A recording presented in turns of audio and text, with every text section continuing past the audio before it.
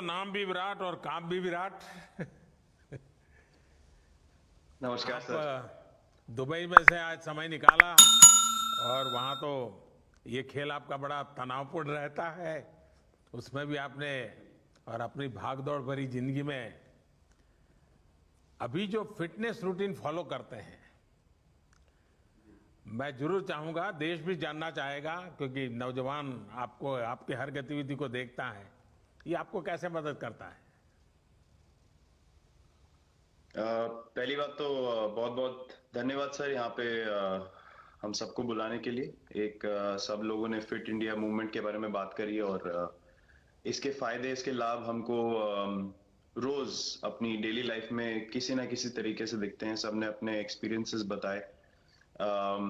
मिलिंद जी ने भी बहुत अच्छी बातें रखी, बहुत इंस्पिरेशनल उनका भी काम रहा है, उनकी जर्नी रही है पिछले कुछ सालों में। मैंने भी बहुत ऑब्जर्व किया है और मेरे खुद के एक्सपीरियंस में सर एक ट्रांजिशन एक्सपीरियंस करने को मिला मुझे कि जिस जिस पीढ़ी में हम खेलना शुरू हुए और जो उस समय खेल की हमारी डिमांड्स थी, वो बहुत तेजी से बदली एक समय के बाद। और मुझे ये एक्सपीरियंस हुआ कि जो एक हमारा सिस्टम बन चुका था, हमारा एक रूटीन बन चुका था, वो हमारे खेल के डिमांड्स के लिए सही नहीं था और उसे बदलना जरूरी था क्योंकि हमारा खेल बहुत तेजी से आगे बढ़ रहा था और मुझे ऐसा महसूस हुआ कि हम कुछ फिटनेस के पॉइंट ऑफ व्यू से पीछे छूट जा रहे थे। हमारी स्किल में कभी कोई प्रॉब्लम नहीं थी। तो एक स्वामी जी ने भी बात रखी, आपने भी बात करी, मिलिंद जी ने भी पहले बताया, एक जो सेल्फ रियलाइजेशन की बात है कि आपको खुद से रियलाइज हो कि मुझे क्या बदलना है अपने अंदर। तो मुझे वो एक समय पे खुद भी एक्सपीरियंस हुआ कि नहीं, फिटनेस जो है वो प्रायोरिटी होनी चाहिए। और अगर मैं आपको ऑनेस्टली बताऊं तो पहले खेल को अच्छा करने के लिए फिटनेस मैंने शुरू करी, लेकिन आज अगर प्रैक्टिस मिस भी हो जाए तो मुझे इतना खराब नहीं लगता, लेकिन अगर फिटनेस सेशन मेरा मिस हो जाए या एक्टिविटी मिस हो जाए तो मुझे ज्यादा खराब लगता है। तो इसके फायदे जो हैं तो सर वो सबसे पहले आपको ये जो नया मंत्र जगा, तो दिल्ली के छोले भटूरे का ही बहुत नुकसान हुआ होगा। बहुत ज्यादा सर, मतलब जो अभी हमने थोड़ी देर पहले बात करी कि हमारा जो नेटिव डाइट है, एक जिस रीजन से हम आते हैं उसका जो हम वो खाते हैं, उससे मैंने कभी एक्सपीरियंस नहीं किया कि हेल्थ इश्यूज हुए हो या किसी को कोई बीमारियों का सामना करना पड़ा हो। मेरी खुद के एक्सपीरियंस में मेरी नानी, मैंने बहुत समय तक देखा, इतनी ज्यादा उम्र में भी उनकी हेल्थ हमेशा ठीक रही, हमेशा उन्होंने घर का सिंपल खाना खाया। तो मैं जब पला बड़ा तो शहरी खाना, मतलब बहुत ज्यादा बाहर का खाना होता था, खेलने कूदने जाते थे तो आते जाते बहुत सारी चीजें ऐसी खा ली कि जो हेल्थ पॉइंट ऑफ व्यू से अच्छी नहीं है। तो डाइट का भी एक बहुत बड़ा कंट्रीब्यूशन था, जो डिसिप्लिन नहीं था। तो वो फिटनेस, फिजिकल फिटनेस और डाइट दोनों चेंज करना पड़ा सर। उसकी वजह से ही चेंजेस आने शुरू हुए। और मैं इस चीज से इसलिए रिलेट कर पाता हूँ क्योंकि जैसे हमारे खेल में चेंजेस आए, आज की लाइफ की भी डिमांड्स बहुत ज्यादा हो गई हैं, बहुत हेक्टिक हो गई है लाइफ। तो अगर हम अपनी फिटनेस को उस पेस के साथ नहीं रखेंगे, सिंक में नहीं रखेंगे, तो हम पीछे छूटते चले जाएंगे। तो अगर हम लोग अपनी फिटनेस को नहीं इंप्रूव करते तो हमारे खेल में भी आज हम बहुत पीछे छूटते चले जाते हैं। क्योंकि आप सिर्फ अपनी स्किल पे डिपेंड नहीं कर सकते। आपका जो मेंटल स्ट्रेंथ है, वो आपका शरीर कितना तंदुरुस्त है और आपका दिमाग कितना तंदुरुस्त है, उस दोनों का एक कॉम्बिनेशन साथ में चलता है। तो अगर मेरा शरीर सपोर्ट नहीं कर रहा है जो मेरा दिमाग सोच रहा है, तो मैं जो करना चाहता हूं मैं नहीं कर पाऊंगा। तो मुझे आपके ये छोटे सामने छोटे कैलोरी चेंजेस। कम करने का भी तो चैलेंज रहता होगा और इतना बड़ा काम करने का भी चैलेंज रहता होगा, उसको कैसे हैंडल करते हैं? सर मैंने अभी जो अपने अनुभव में मैंने ये चीज एक्सपीरियंस करी है वो ये है कि खाने के बीच में समय देना बहुत जरूरी है।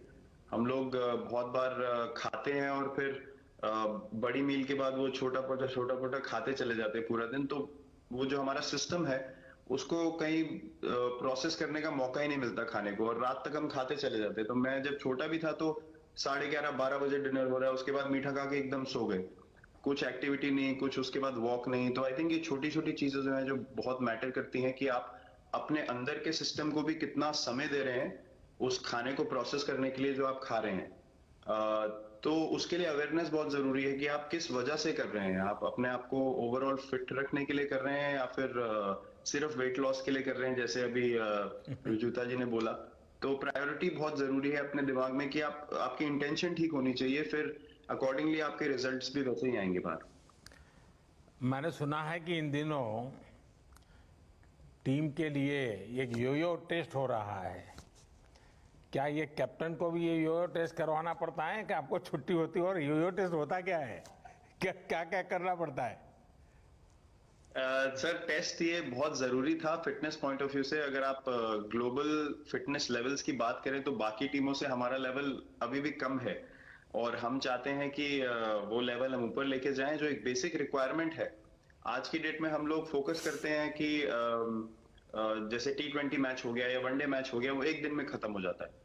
लेकिन अगर हम टेस्ट मैच की बात करें जो 5 दिन आपको खेलना है, हर शाम को आपको वापस जाना है, अगले दिन फ्रेश आना है, तो उस पॉइंट ऑफ व्यू से ये फिटनेस जो स्टैंडर्ड था वो बहुत जरूरी था। और मैं सबसे पहले मैं ही जाके भागता हूँ, और ये कंडीशन है कि अगर मैं भी फेल हो जाऊंगा तो सिलेक्शन के लिए मैं भी अवेलेबल नहीं हूँ। तो आई थिंक ये सिस्टम और ये कल्चर सेट करना बहुत जरूरी होता है। और उससे क्या होता है सर, ओवरऑल एक जो फिटनेस लेवल है टीम का बढ़ेगा। जैसे टेस्ट क्रिकेट में हमारा बहुत बार होता है कि आप थके हुए हैं, तीसरे दिन आके आपको, जैसे हमारे फास्ट बॉलर्स हैं आज की डेट में, वो दुनिया में सबसे ऊपर है, तो उनको अगर दूसरे तीसरे चौथे दिन आके वो एफर्ट डालना है फील्ड पे तो वो डाल सकते हैं। पहले क्या होता था, स्किल हमारे पास हमेशा से रही है, लेकिन शायद जो मैंने आपको बोला वो ट्रांजिशन मैंने जो एक्सपीरियंस किया, हम लोग वो जरूरी समय जो आता है जहाँ पे शरीर थक जाता है और टीम को आपकी जरूरत है, वहां पे परफॉर्मेंस जो है हमारी डिप हो जाती थी और दूसरी टीम जीत जाती थी।